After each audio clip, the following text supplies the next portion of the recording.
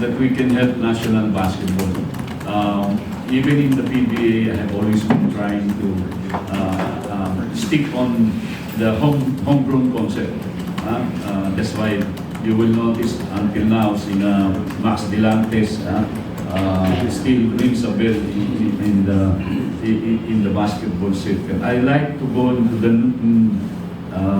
nook and cranny of Philippine basketball backyard, so that we can let's give them the chance to be somebody in basketball. Huwag tayong puro sa labas. Let's look inside first before we go out. And that is that's what we hope to achieve in NCRA.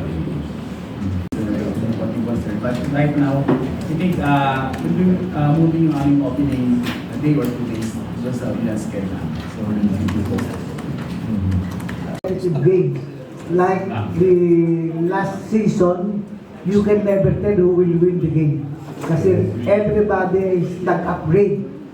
And I am expecting that who will be watching the game, mag-enjoy. Kasi you can never tell who will win the game.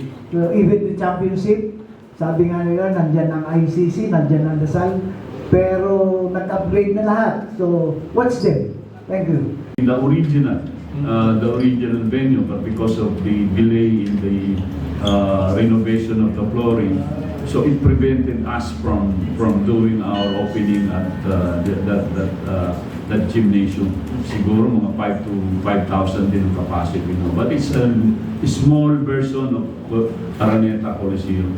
So, but needless to say, we have always been in the lookout for new venues, not only here, but also in the neighboring peripheral provinces of Metro Manila. By the way, for the record, NCRAA is supposed to be National Capital Region and Region Athletic Association.